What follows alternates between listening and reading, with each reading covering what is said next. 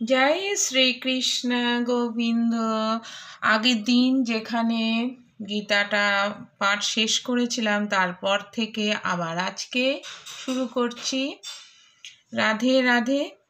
সেই তুমুল শঙ্খধ্বনি ধৃতরাষ্ট্রপুত্র দুর্যোধনাদির হৃদয় বিদীর্ণ করিয়া আকাশ ও পৃথিবী প্রতিধ্বনিত করিল। হে মহামতপতি, তখন রথারূঢ় অর্জুন ধৃতরাষ্ট্রের পুত্রগণকে যুদ্ধার্থে অবস্থিত দেখিয়া শস্ত্র নিক্ষেপে উদ্যত হইয়া ধনু উত্তোলনপূর্বক শ্রীকৃষ্ণকে এই কথা বলিলেন। অর্জুন বলিলেন, যাবৎ যুদ্ধার্থ অবস্থিত ইহাদিগকে আমি নিরীক্ষণ করিও এই মহারণে আমাকে কাহাদের সহিত যুদ্ধ করিতে হইবে তাহা নির্ণয় করি, এবং দুর্বুদ্ধি দুর্যোধনের হিতকামী যে সকল বীর পুরুষ যুদ্ধ করিবার জন্য এখানে উপস্থিত হইয়াছেন তাহাদিগকে পর্যবেক্ষণ করি। তারপর হে শ্রীকৃষ্ণ, উভয়পক্ষীয় সেনা দলের মধ্যে আমার রথ স্থাপন করুন। সঞ্জয় বলিলেন, হে ধৃতরাষ্ট্র, গুড়াকেশ অর্জুন শ্রীকৃষ্ণকে এইরূপ বলিলে শ্রীকৃষ্ণ উভয় সেনার মধ্যে এবং ভীষ্ম, দ্রোণ ও অন্যান্য মহাপতির সম্মুখে উত্তম রথ স্থাপন করিয়া বলিলেন, হে পার্থ, যুদ্ধার্থ সমবেত কৌরবগণকে অবলোকন করো।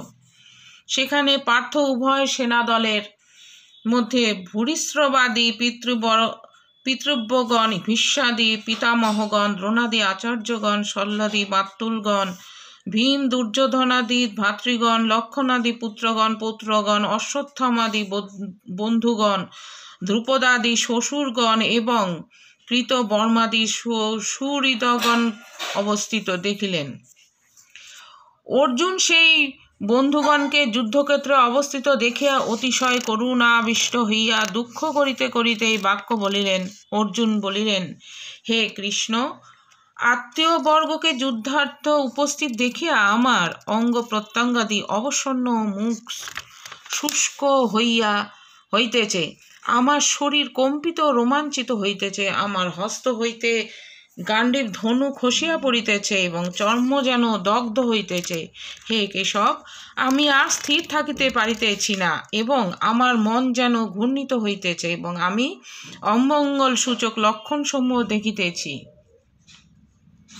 হে কৃষ্ণ, যুদ্ধে আত্মীয়গণকে হত্যা করিলে মঙ্গল হইবে ইহা অনুভব করিতেছি না। আমি যুদ্ধে জয়লাভ চাহি না, রাজ্য এবং সুখভোগ কামনা করি না। হে গোবিন্দ, আমাদের রাজ্যে কি প্রয়োজন? হে গোবিন্দ, আমাদের রাজ্য কি প্রয়োজন, আর সুখভোগ বা জীবন ধারণেই বা কি প্রয়োজন? কারণ যাহাদের নিমিত্ত রাজ্য ভোগ ও সুখাদি আমাদের অভিলাষিত, সেই আচার্যগণ, পিতৃব্যগণ, পুত্রগণ, পিতামহগণ, মাতুলগণ, শ্বশুরগণ, পুত্রগণ, শালকগণ ও স্বজনগণই প্রাণ ও ধনাদির আশা পরিত্যাগ করিয়া যুদ্ধে উপস্থিত হইয়াছেন। হে মধুসূদন, ইহারা আমাদিগকে বধ করিলেও ত্রৈলোক্য রাজ্যের জন্য ইহাদিগকে বধ করিতে ইচ্ছা করি না। পৃথিবী মাত্র রাজ্যের জন্য কি কথা? হে জনার্দন, দুর্যোধনাদি ধৃতরাষ্ট্রের পুত্রগণকে বধ করিলে আমাদের কি সুখ হইবে? এই সকল আত্মীয়কে হত্যা করিলে আমাদিগকে পাপ আশ্রয় করিবে। অতএব দুর্যোধনাদি ও তাহাদের বান্ধবগণকে আমাদের হত্যা করা উচিত নহে। হে মাধব, স্বজনগণকে হত্যা করিয়া আমরা কি রূপে সুখী হইব? যদিও ইহারা রাজ্য লোভে অভিভূত হইয়া কুলক্ষয়জনিত দোষ ও মিত্রদোহ নিমিত্ত পাপ দেখিতেছে না, কি হে অজনার্দন, বংশনাশজনিত দোষ উপলব্ধি করিয়াও আমরা এই পাপ হইতে নিবৃত্ত হইবার উপায় জানিব না কেন? কুলনাশে চিরাচরিত কুলধর্ম অনুষ্ঠাতার অভাবে নষ্ট হয় এবং কুলধর্মলোপে সমগ্র কুল অনাচার রূপ অধর্মে অভিভূত হয়। হে কৃষ্ণ, অধমের দ্বারা অভিভূত হইলে কুলক্ষীগণ দুষ্টা হয়। হে বাষ্ণেয়, কুলস্ত্রীগণ দুষ্টা হইলে বর্ণসংকর উৎপন্ন হয়। কুলের সংমিশ্রণ হইলে কুলনাশগণ নরকগামী হয় এবং শ্রাদ্ধ তর্পণাদি ক্রিয়া লুপ্ত হইয়া তাহাদের পিতৃপুরুষগণ নরকে পতিত হন। এই সকল বর্ণসংকর কারক দোষের দ্বারা কুলনাশকগণের সনাতন বনধর্ম, কুলধর্ম ও আশ্রম ধর্ম উৎপন্ন হয়। হে জনার্দন, যাদের কুলধর্ম উৎপন্ন হইয়াছে তাহাদের নিরন্তর নরকে বাস করিতে হয়, ইহা আমরা শাস্ত্র ও আচার্যের মুখে অবগত আছি। হায়, আমরা কি মহাপাপ করিতে প্রবৃত্ত হইয়াছি, যেহেতু আমরা রাজ্য সুখের লোভে স্বজনগণকে হত্যা করিতে উদ্যত। প্রতিকার রহিত ও নিরস্ত্র আমাকে যদি শস্ত্রধারী ধৃতরাষ্ট্রপুত্রগণ যুদ্ধে বধ করেন, তাহাতে আমার অধিকতর কল্যাণ হইবে। আমার পক্ষে জীবন ধারণ অপেক্ষা মরণই প্রিয়তর। সঞ্জয় বলিলেন, অর্জুন এই রূপ বলিয়া ধনুর্বাণ ত্যাগপূর্বক শোকাকুল চিত্তে রথপরি উপবেশন করিলেন।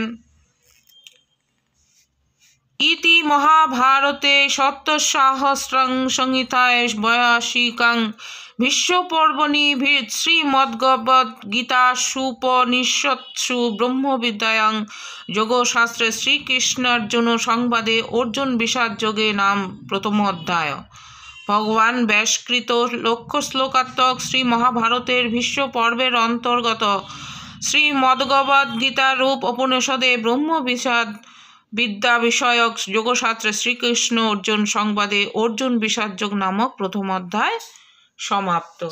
রাধে রাধে বন্ধুগণ, আবার পরের ভিডিওতে আপনাদের শ্রবণ করাবো। আপনারা ভালো থাকবেন, সুস্থ থাকবেন, আর শ্রী কৃষ্ণের নামে থাকবেন, রাধার নামে থাকবেন, সকলের মঙ্গলার্থে। জয় রাধে গোবিন্দ। রাধে রাধে। নমস্কার।